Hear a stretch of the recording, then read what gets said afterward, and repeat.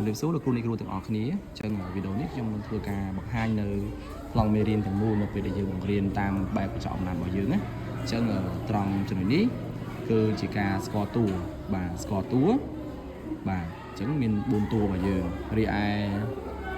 ចំណុចបន្ទាប់នេះគឺជាការស្គាល់ការអានជាងបាទការរៀនជាងអញ្ចឹងអានេះជាងទី1នេះគឺគ្រូគឺធ្វើឲ្យសិស្សមើលជាគំរូរីឯជាងទី2នេះគឺគ្រូជាមួយសិស្សរីឯជាងទី3គឺសិស្ស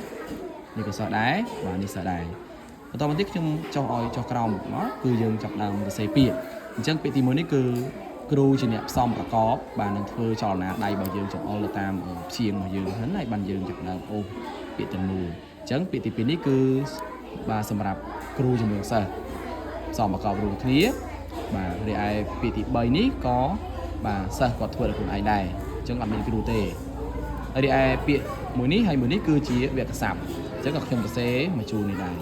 រីឯល្បះនេះគឺជាល្បះដែលយើងចាប់ដើមឲ្យគាត់ញែកបាទធ្វើការញែកថាតើមានប្រមាណពាក្យអញ្ចឹងខ្ញុំសរសេរពីខាងក្រោមនៃការរៀនពាក្យអញ្ចឹងល្បះនេះក៏យើងធ្វើការអាន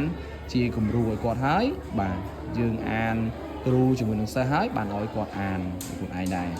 រីឯខាងក្រោមនេះគឺជាការសរសេរ clear ចុងក្រោយគេបង្អស់ណាអញ្ចឹងខ្ញុំឲ្យគាត់ទៅសេនេះគឺខាងក្រោមគេបង្អស់តែម្ដងហើយបានយើងយកមកឲ្យគ្រូដើម្បីពិនិត្យមើលថាតើការសរសេររបស់គាត់នឹងមានការខ្វះចន្លោះត្រង់ណាផងដែរបាទអរគុណ